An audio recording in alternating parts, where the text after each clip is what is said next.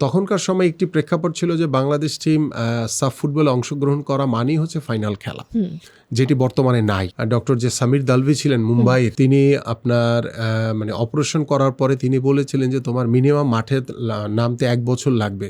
But আমার অপারেশনটি হয়েছিল ঠিক সাফ ফুটবল খেলার 4 মাস আগে। লাস্ট গোলটি করলো আমাদের সুজন।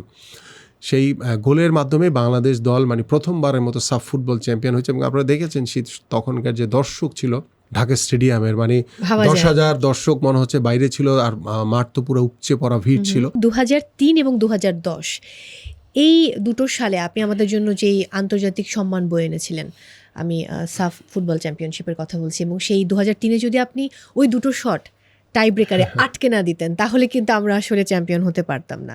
সেই সময়ের গল্পটা একটু শুনি। আমি সেই সময় গল্পের আগে আরেকটু আগের গল্প বলি। সেটা হচ্ছে যে আমাদের 99-এ আমাদের একটি সাব গেমস আমরা বাংলাদেশ ফুটবল টিম চ্যাম্পিয়ন হয়েছিল নেপালে।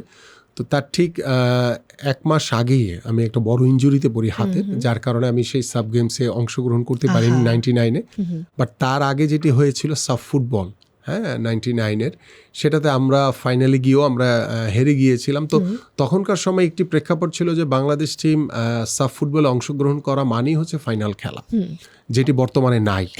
বর্তমানে এটা পাওয়া যায় না, সেই অবস্থানও নাই বাংলাদেশে। তো তারই ধারাবাহিকতায় 2003 সালের যে সাফ ফুটবল আমরা চ্যাম্পিয়ন হয়েছিলাম, তার ঠিক 1 বছর আগে আমি অনেক বড় একটি ইনজুরিতে পড়ি। সেটি আমার স্পাইনালে, স্পাইনালে আমার ডিস্ক প্রলাপস হয়ে গিয়েছিল। এবং তখন ডক্টর যে সামির দালভি ছিলেন মুম্বাইয়ের, তিনি আপনার মানে অপারেশন করার পরে তিনি বলেছিলেন যে তোমার মিনিমাম মাঠে নামতে 1 বছর লাগবে। বাট আমার অপারেশনটি হয়েছিল ঠিক সাফ ফুটবল খেলার 4 মাস আগে। তো 4 মাসের ভিতরে আমি সেটিকে রিকভারি করে, এবং এখানে আমার কোচ জর্জ কোটান, মানে তিনি কিছুদিন আগে মারা গেছেন, এবং তার প্রতি আমাদের সকলেরই শ্রদ্ধা রয়েছে। এবং তিনি একজন বাবা হিসেবে সন্তানের জন্য যেভাবে তিনি লালন করেন, ঠিক একইভাবে তিনি কোচ হিসেবে তিনি আমাকে এমনভাবে করেছেন। এবং তিনি 4 মাসের মাথায় সাফ ফুটবল খেলার জন্য তিনি আমাকে একদম পরিপূর্ণভাবে ফিট করলেন।